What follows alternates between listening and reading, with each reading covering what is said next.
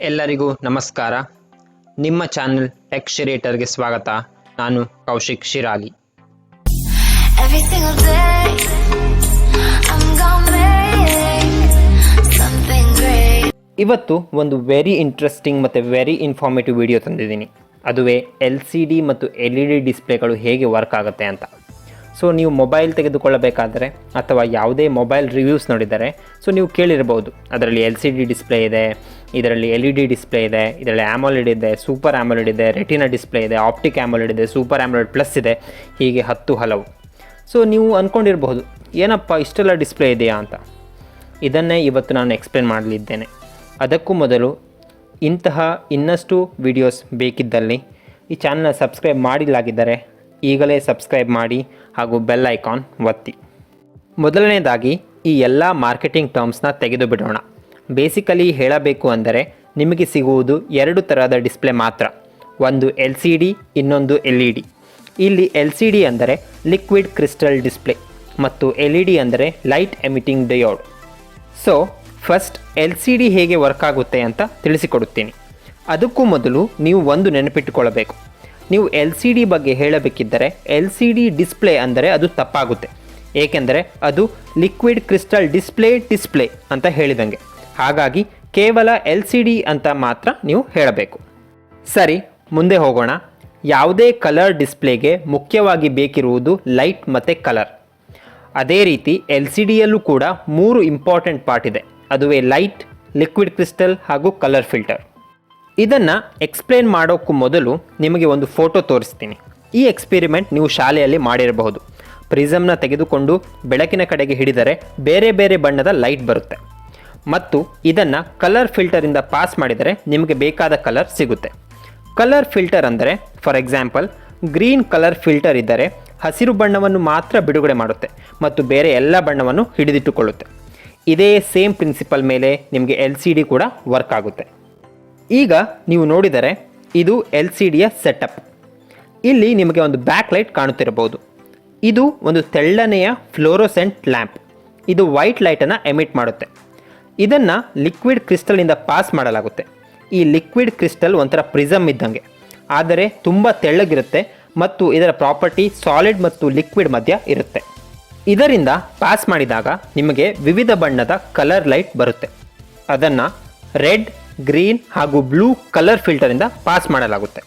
ಈಗ ನೀವು ಅನ್ಕೋಬೋದು, ಯಾಕೆ ಬರೀ ಕೆಂಪು, ಹಸಿರು ಮತ್ತು ನೀಲಿ ಬಣ್ಣದ ಕಲರ್ ಫಿಲ್ಟರ್ ಯೂಸ್ ಮಾಡ್ತಾ ಇದ್ದಾರೆ ಅಂತ. ನಿಮಗೆ ನೆನಪಿರಬಹುದು, ನಾವು ಚಿಕ್ಕವರಿದ್ದಾಗ 2 ಅಥವಾ 3 ಬೇರೆ ಬೇರೆ ಬಣ್ಣಗಳನ್ನು ಮಿಕ್ಸ್ ಮಾಡಿ ಇನ್ಯಾವುದೋ ಕಲರ್ ಮಾಡ್ತಿದ್ವಿ. ಇಲ್ಲೂ ಇದೇ ಥರ ನಡೆಯುತ್ತೆ.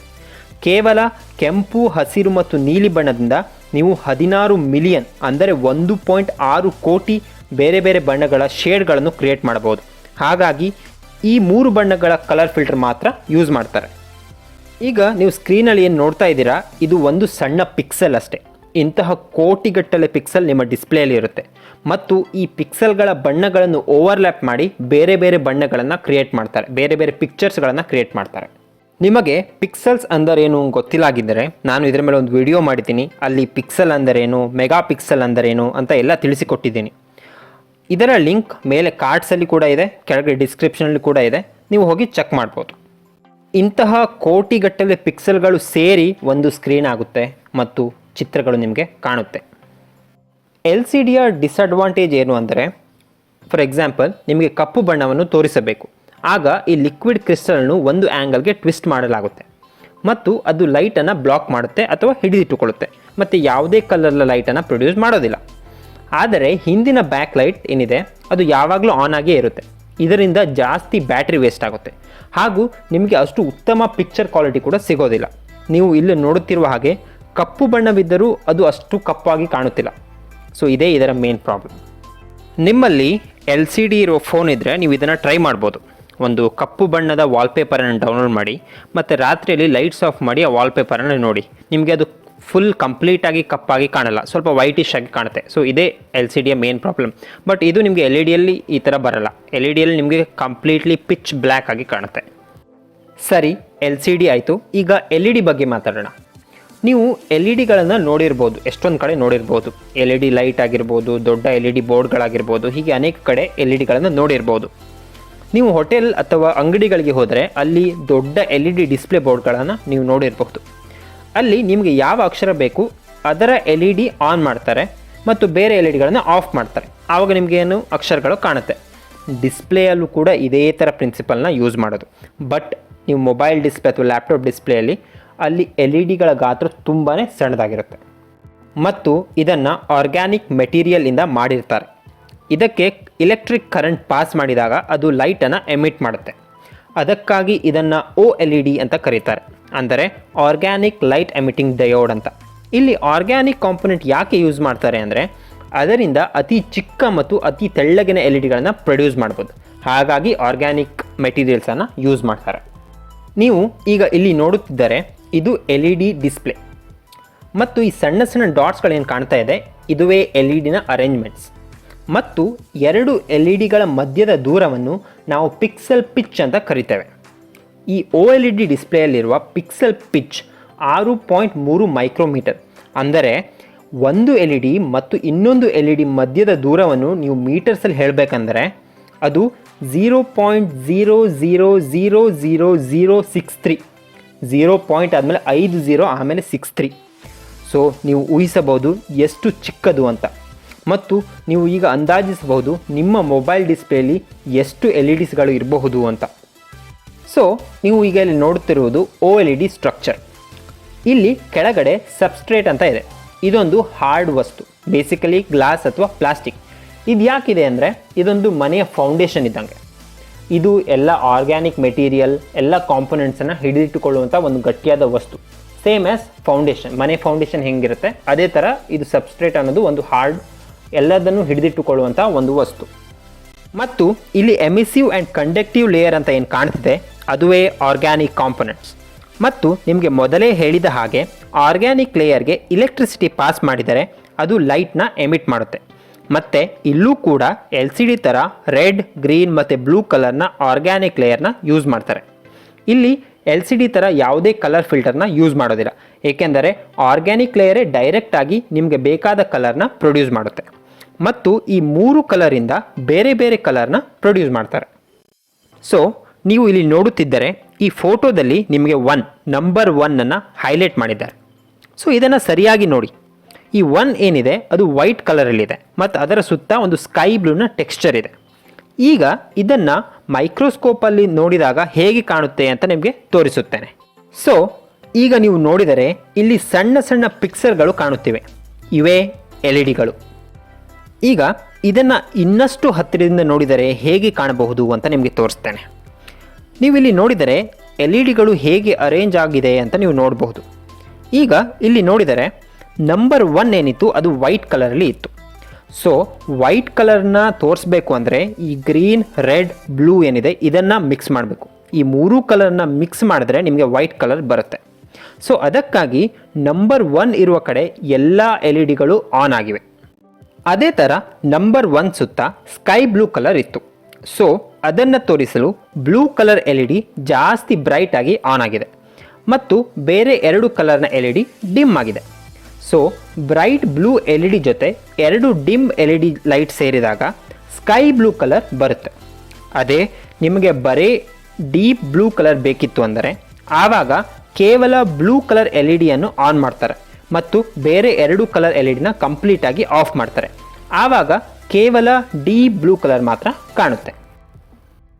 ಹೀಗೆ ಕಾಂಬಿನೇಷನಿಂದ 1.6 ಕೋಟಿ ಬೇರೆ ಬೇರೆ ಕಲರ್ಗಳನ್ನು ಕ್ರಿಯೇಟ್ ಮಾಡ್ಬೋದು. ಏನು ಟೆಕ್ನಾಲಜಿ ಅಲ್ಲವೇ? ಇವೆಲ್ಲವೂ ನಮ್ಮ ಬರೀ ಕಣ್ಣಿಗೆ ಕಾಣೋದು ಕೂಡ ಇಲ್ಲ, ಅಷ್ಟು ಚಿಕ್ಕದು. ಇಷ್ಟು ಚಿಕ್ಕ ಜಾಗದಲ್ಲಿ ಇಷ್ಟೊಂದಲ್ಲಿ ನಡೀತಿದೆ ಅಂದರೆ ಅದುವೇ ಮಿರಾಕಲ್ ಆಫ್ ಸೈನ್ಸ್. ಓಕೆ, ಮತ್ತೆ ಈ OLED ಸ್ಟ್ರಕ್ಚರ್ಗೆ ಬಂದರೆ ಇಲ್ಲಿರೋ ಆರ್ಗ್ಯಾನಿಕ್ ಲೇಯರ್ಗೆ ಕರೆಂಟ್ ಪಾಸ್ ಮಾಡಲು ಕ್ಯಾಥೋಡ್ ಮತ್ತು ಆ್ಯನೋಡನ್ನು ಯೂಸ್ ಮಾಡಲಾಗುತ್ತೆ. ಕ್ಯಾಥೋಡ್ ಅಂದರೆ ನೆಗೆಟಿವ್ ಟರ್ಮಿನಲ್ ಮತ್ತು ಆ್ಯನೋಡ್ ಅಂದರೆ ಪಾಸಿಟಿವ್ ಟರ್ಮಿನಲ್. ಈ OLEDಲಿ 2 ಥರ ಇದೆ, ಒಂದು AMOLED, ಇನ್ನೊಂದು PMOLED. ಇಲ್ಲಿ AMOLED ಅಂದರೆ active matrix organic light emitting diode. ಇದನ್ನು ಸ್ಯಾಮ್ಸಂಗ್ ಅವರು ಕಂಡುಹಿಡಿದಿದ್ದು. ಮತ್ತು PMOLED ಅಂದರೆ passive matrix organic light emitting diode. PMOLED ಮತ್ತು AMOLED ಅಲ್ಲಿ ಇರೋದು ಒಂದೇ ಡಿಫ್ರೆನ್ಸ್, ಅದೇನೆಂದರೆ ಹೇಗೆ ಅದು ಕರೆಂಟನ್ನು ಆರ್ಗ್ಯಾನಿಕ್ ಲೇಯರ್ಗೆ ಪಾಸ್ ಮಾಡುತ್ತೆ ಅಂತ. ಸೊ PMOLED ನೋಡಿದರೆ ಆ್ಯನೋಡ್ ಕಾಲಮಲ್ಲಿ ಇರುವ ಎಲ್ಲ ಆರ್ಗ್ಯಾನಿಕ್ ಎಲ್ ಇ ಡಿಗಳಿಗೆ ಕನೆಕ್ಟ್ ಆಗಿದೆ. ಅಂದರೆ ಆ ಕಾಲಮಲ್ಲಿ ಇರುವ ಒಂದು ಎಲ್ ಇ ಡಿನ ಆನ್ ಮಾಡಬೇಕು ಎಂದರೆ ಆ ಕಾಲಮಲ್ಲಿ ಇರುವ ಎಲ್ಲ ಎಲ್ ಇ ಡಿಗಳಿಗೆ ಪವರ್ ಸಪ್ಲೈ ಮಾಡಬೇಕು. ಇದರಿಂದ ವೋಲ್ಟೇಜ್ ಜಾಸ್ತಿ ಬೇಕಾಗುತ್ತೆ ಮತ್ತು ಪವರ್ ಕನ್ಸಂಪ್ಷನ್ ಕೂಡ ಜಾಸ್ತಿ ಇರುತ್ತೆ. ಇನ್ನೂ ಕ್ಲಿಯರ್ ಆಗಿ ಎಕ್ಸ್ಪ್ಲೇನ್ ಮಾಡಬೇಕು ಅಂದರೆ ಈ ಪಿಕ್ಚರ್ನ ನೋಡಿ. ಇಲ್ಲಿ ಪ್ಲಸ್ ಸಿಂಬಾಲ್ ಇರೋದು ಆ್ಯನೋಡ್ ಮತ್ತು ಎಕ್ಸ್ ಸಿಂಬಾಲ್ ಇರೋದು ಎಲ್ ಇ ಡಿಗಳು. ನೀವು ಈ ಸ್ಟ್ರಕ್ಚರ್ನ ನೋಡಿದರೆ ಕಾಲಮಲ್ಲಿ ಇರೋ ಎಲ್ಲ ಎಲ್ ಇ ಡಿಗಳಿಗೂ ಒಂದೇ ಆ್ಯನೋಡ್ ಕನೆಕ್ಟ್ ಆಗಿದೆ. ಈಗ ಫಾರ್ ಎಕ್ಸಾಂಪಲ್ ನನಗೆ ರೆಡ್ ಕಲರಲ್ಲಿರೋ ಎಕ್ಸ್ ಮಾರ್ಕ್ ಅಂದರೆ ಎಲ್ ಇ ಡಿಯನ್ನು ಆನ್ ಮಾಡಬೇಕು. ಆದರೆ ಆ ಕೆಂಪು ಎಕ್ಸ್ ಮಾರ್ಕ್ ಮೇಲೆ ಮತ್ತು ಕೆಳಗೆ ಇರುವ ಹಳದಿ ಬಣ್ಣದ ಎಕ್ಸ್ ಮಾರ್ಕ್ ಅಂದರೆ ಎಲ್ ಇ ಡಿಗಳಿಗೂ ಎಲೆಕ್ಟ್ರಿಸಿಟಿ ಪಾಸ್ ಮಾಡ್ತಿದ್ದೇನೆ. ಸೊ ಇದರಿಂದ ಪವರ್ ಕನ್ಸಂಪ್ಷನ್ ಜಾಸ್ತಿ ಇರುತ್ತೆ. ಆದರೆ ಆ್ಯಮೊಲೆಡ್ಡಲ್ಲಿ ತೆಳ್ಳನೆಯ ಒಂದು TFT ಫಿಲ್ಮ್ ಇರುತ್ತೆ. TFT ಅಂದರೆ ಥಿನ್ ಫಿಲ್ಮ್ ಟ್ರಾನ್ಸಿಸ್ಟರ್ ಅಂತ. ಸೊ ಇದನ್ನು ನೀವು ಸ್ವಿಚ್ ಅಂತ ಹೇಳಬಹುದು. ಸ್ವಿಚ್ ಏನು ಮಾಡುತ್ತೆ? ಆನ್ ಮಾಡಿದಾಗ ಕರೆಂಟ್ ಪಾಸ್ ಮಾಡುತ್ತೆ, ಆಫ್ ಮಾಡಿದಾಗ ಕರೆಂಟ್ ಪಾಸ್ ಮಾಡೋದಿಲ್ಲ. ಈ TFT ಕೂಡ ಇದನ್ನೇ ಮಾಡುತ್ತೆ ಮತ್ತು ಇದು ಪ್ರತಿ ಎಲ್ ಇ ಡಿಗೆ ಸಪರೇಟಾಗಿ ಕನೆಕ್ಟ್ ಆಗಿರುತ್ತೆ. ಸೊ ನಿಮಗೆ ಯಾವ ಎಲ್ ಇ ಡಿ ಆನ್ ಮಾಡಬೇಕು ಅದಕ್ಕೆ ಮಾತ್ರ ಕರೆಂಟ್ ಪಾಸ್ ಮಾಡುತ್ತೆ ಮತ್ತು ಬೇರೆ ಎಲ್ಲ ಎಲ್ ಇ ಡಿಗೆ ಕರೆಂಟನ್ನು ಸ್ಟಾಪ್ ಮಾಡುತ್ತೆ. ಸೊ ಇದರಿಂದ ಇದರ ಪವರ್ ಎಫಿಷಿಯನ್ಸಿ ಕೂಡ ಜಾಸ್ತಿ ಇರುತ್ತೆ. ಇದನ್ನು ಕೂಡ ಸಿಂಪಲ್ ಆಗಿ ಎಕ್ಸ್ಪ್ಲೇನ್ ಮಾಡ್ತೀನಿ. ನೀವು ಇಲ್ಲಿ ನೋಡಿದರೆ ಪ್ರತಿಯೊಂದು ಎಲ್ ಇ ಡಿ ಕೂಡ ಒಂದು ಸಪರೇಟ್ ಸ್ವಿಚ್ ಅಥವಾ TFTಯಿಂದ ಕನೆಕ್ಟ್ ಆಗಿದೆ. ಸೊ ಈಗ ಫಾರ್ ಎಕ್ಸಾಂಪಲ್ ನನಗೆ ರೆಡ್ ಎಕ್ಸ್ ಮಾರ್ಕ್ ಇರೋ ಎಲ್ ಇ ಡಿನ ಆನ್ ಮಾಡಬೇಕು. ಆವಾಗ ಕೇವಲ ಆ ಎಲ್ ಇ ಡಿಯ ಸ್ವಿಚ್ ಮಾತ್ರ ಆನ್ ಮಾಡ್ತೇನೆ, ಬೇರೆ ಎಲ್ಲ ಎಲ್ ಇ ಡಿಯ ಸ್ವಿಚ್ ಆಫ್ ಮಾಡ್ತೇನೆ. ಹೀಗೆ ಪ್ರತಿಯೊಂದು ಎಲ್ ಇ ಡಿನ ನೀವು ಸಪರೇಟಾಗಿ ಕಂಟ್ರೋಲ್ ಮಾಡಬಹುದು. ಬಟ್ PMOLED ಅಲ್ಲಿ ಈ ಥರ ಇರುವುದಿಲ್ಲ. ಹಾಗಾಗಿ AMOLED ತುಂಬಾ power efficient compare to PMOLED. ಮತ್ತು ನೀವು ಅನ್ಕೋಬೋದು AMOLED ಓಕೆ, ಹಾಗಾದರೆ ಈ ಸೂಪರ್ AMOLED ಏನು ಅಂತ. ಸೂಪರ್ AMOLED ಅಂದರೂ ಕೂಡ AMOLED ಡಿಸ್ಪ್ಲೇನೇ. ಆದರೆ ಸೂಪರ್ AMOLEDಲ್ಲಿ ಟಚ್ ಸ್ಕ್ರೀನ್ ಪ್ಯಾನಲನ್ನು ಡಿಸ್ಪ್ಲೇ ಜೊತೆಗೆ ಇಂಟಿಗ್ರೇಟ್ ಮಾಡಿರ್ತಾರೆ. ಆದರೆ ನಾರ್ಮಲ್ AMOLEDಲ್ಲಿ ಅದು ಕೇವಲ ಡಿಸ್ಪ್ಲೇ ಅಷ್ಟೇ, ಅದರಲ್ಲಿ ಯಾವುದೇ ಟಚ್ ಸ್ಕ್ರೀನ್ ಪ್ಯಾನಲ್ ಇರೋದಿಲ್ಲ. So AMOLED display with touch screen ಪ್ಯಾನಲನ್ನು ಸೂಪರ್ AMOLED ಡಿಸ್ಪ್ಲೇ ಅಂತ ಹೇಳ್ತಾರೆ. ಸರಿ, ಓಕೆ, ಸೂಪರ್ AMOLED ಆಯಿತು. ಮತ್ತು ಈ optic AMOLED, dynamic AMOLED, retina display ಅಂದರೇನು ಅಂತ ನೀವು ಕೇಳಿದರೆ ಇವೆಲ್ಲ ಸೂಪರ್ AMOLED ಡಿಸ್ಪ್ಲೇಗಳೇ. ಆದರೆ ಬೇರೆ ಬೇರೆ ಮೊಬೈಲ್ ಕಂಪ್ನಿಗಳು ತಮಗೆ ಬೇಕಾದ ಹಾಗೆ ಹೆಸರನ್ನು ಇಟ್ಟುಕೊಂಡಿದೆ. ಫಾರ್ ಎಕ್ಸಾಂಪಲ್ OnePlus ಅವರು ಆಪ್ಟಿಕ್ AMOLED ಅಂತ ಹೇಳ್ತಾರೆ, ಆ್ಯಪಲ್ ಅವರು ಐಫೋನಲ್ಲಿ ಯೂಸ್ ಮಾಡೋ ಡಿಸ್ಪ್ಲೇನ ರೆಟಿನಾ ಡಿಸ್ಪ್ಲೇ ಅಂತಾರೆ, ಮತ್ತು ಇನ್ಯಾವುದೋ ಕಂಪನಿ ಡೈನಾಮಿಕ್ AMOLED ಅಂತೆ. ಸೊ ಬೇಸಿಕಲಿ ಇವೆಲ್ಲ ಸೂಪರ್ AMOLED ಡಿಸ್ಪ್ಲೇಗಳೇ. ಮತ್ತು ಇನ್ನೊಂದು ಹೇಳಬೇಕೆಂದರೆ ಈ ಎಲ್ಲ ಕಂಪನಿಗಳಿಗೆ ಸೂಪರ್ AMOLED ಡಿಸ್ಪ್ಲೇನ ಮಾಡಿಕೊಡುವುದು ಸ್ಯಾಮ್ಸಂಗ್ಗೆ. ಅಲ್ಲಿ ಇಲ್ಲಿ ಬೇರೆ ಕಂಪನಿಗಳಿವೆ, ಆದರೆ ಮೆಜಾರಿಟಿ ಎಲ್ಲ ಸ್ಯಾಮ್ಸಂಗ್ಗಳ ಪ್ಯಾನಲ್ಲೇ. ನೀವು ಸ್ಯಾಮ್ಸಂಗ್ನ ಸೂಪರ್ AMOLED ಡಿಸ್ಪ್ಲೇನ ಕಿಂಗ್ ಅಂತ ಹೇಳ್ಬೋದು. ಆಫ್ಟರ್ ಆಲ್ ಸ್ಯಾಮ್ಸಂಗ್ ತಾನೇ ಅದನ್ನು ಇನ್ವೆಂಟ್ ಮಾಡಿದ್ದು. ಸೊ ನಿಮಗೆಲ್ಲ ಈ ವಿಡಿಯೋ ಇಷ್ಟ ಆಗಿದೆ ಅಂತ ಅನ್ಕೋತೀನಿ. ನಿಮ್ಗೇನಾದರೂ ಡೌಟ್ ಇದ್ದರೆ ಕಮೆಂಟ್ ಮಾಡಿ, ನಾನು ನಿಮಗೆ ಉತ್ತರಿಸ್ತೇನೆ. ಮತ್ತು ನಿಮಗೇನಾದರೂ ಫೀಡ್ಬ್ಯಾಕ್ ಇದ್ದರೂ ಕೂಡ ಅದನ್ನು ಕಮೆಂಟ್ ಮಾಡಿ. ಮತ್ತು ನಿಮಗೆ ಈ ವಿಡಿಯೋ ಇಷ್ಟ ಆಗಿದ್ದರೆ ಲೈಕ್ ಮಾಡಿ ಹಾಗೂ ಶೇರ್ ಮಾಡಿ, ಮತ್ತು ಚಾನಲ್ನ ಸಬ್ಸ್ಕ್ರೈಬ್ ಮಾಡಿಲ್ಲಗಿದ್ದಾರೆ ಈಗಲೇ ಸಬ್ಸ್ಕ್ರೈಬ್ ಮಾಡಿ ಹಾಗೂ ಬೆಲ್ ಐಕಾನ್ ಕೂಡ ಒತ್ತಿ.